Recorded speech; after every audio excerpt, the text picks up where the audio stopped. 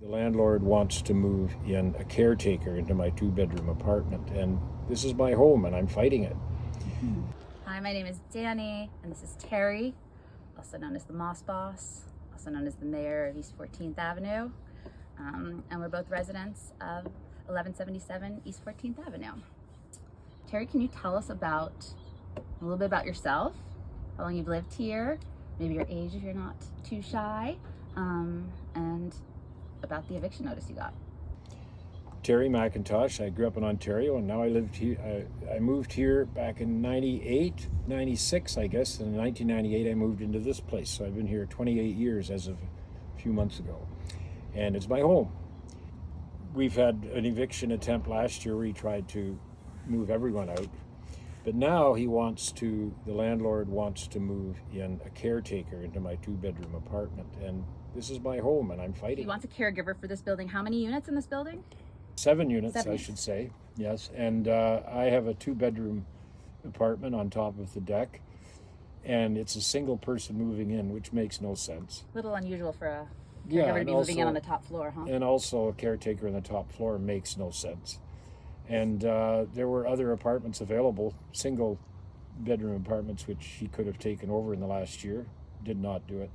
It seems to be he's just attempting to get me out so that he can take this lovely apartment with a large deck, I might say, and it's a beautiful place, which I've maintained well for the last 28 years. Mm-hmm. He just wants to take over and, fix it up and rent it out for a lot more money. My rent isn't as high as others because I've been here 28 years and only goes up so much.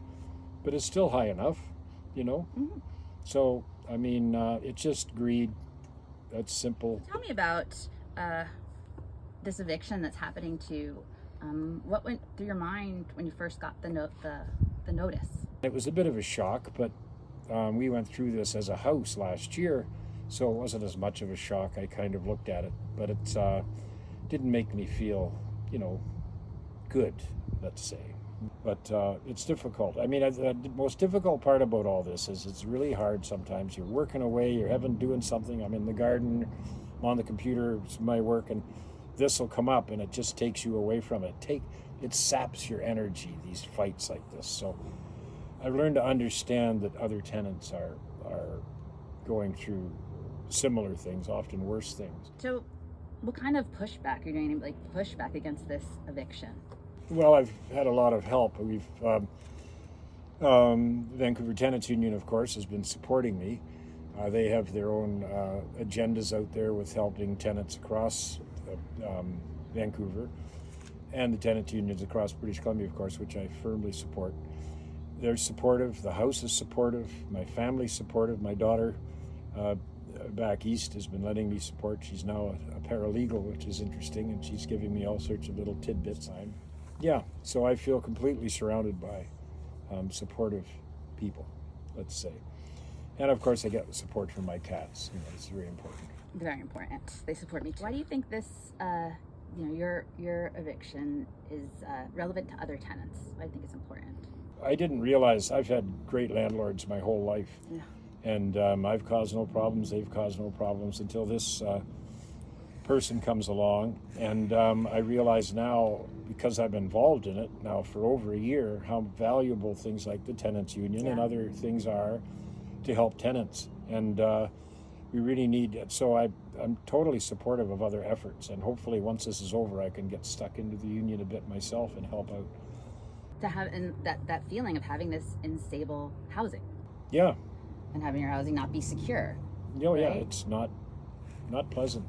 Like if we talk about like Maslow's hierarchy of needs, right?